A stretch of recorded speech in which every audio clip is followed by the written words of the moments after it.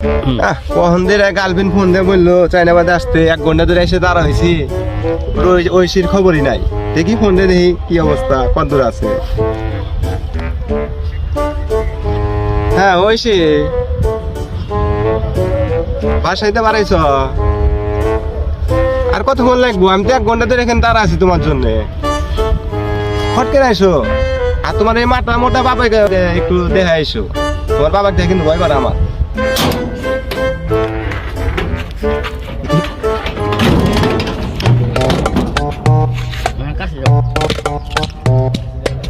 হ্যাঁ শোনা, এই যে আর 2 মিনিট লাগবে। আব্বু একটু পিস ধরছে তো, এজন্য একটু দেরি হইলো। আসতেছি। ঐশী, এই ঐশী, এই জায়গা তারে কোনে গেল? আমার বোনেকে একটু ই করে দে, হারা না ঐশী। আমার মেয়েটো কয়দিন ধরে কি বুঝতেছি না। এই এই তোর বোন কোনে থাকে, তোর একটু দেয়া লাগে না? আমি তো খেয়াল করি না, দেখি নাই। দেখ তোর বোনটা কোনে গেল। Oh my god!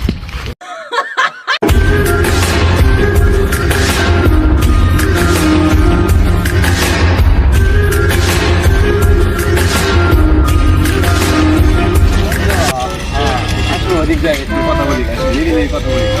তোমার আপু তো দেখা নাই? না দেখে নাই। আচ্ছা ঠিক আছে।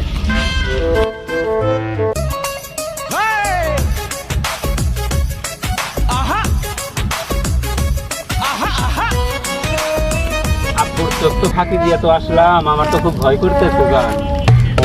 না সমস্যা নাই, আসো। আজকে তোমার বাপের একদিন কিনা আমার একদিন। তোমার বাপ একদম ভয় পাই না।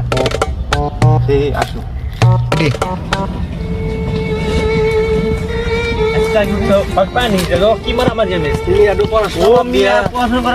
খালি ঘুরে ফিরে খাই কোন কাজ কাম নাই। ঠিক আছে, ওই দিক যাও। খুঁজে পাই না। বাবা বলছি তুই আমার মেয়ের সাথে কথা বলবি না, চলাফেরা করবি না। তুই কেন? হ্যাঁ জান, তুমি না 2 মিনিট আগে বললা আমার বাবাকে দেয়া ভয় পাও না, এনে অজ্ঞান হয়ে গেলা। জান ওটো। এই তোর দাদার খুঁজছি মানে আমি জান না, তোর গান জান না।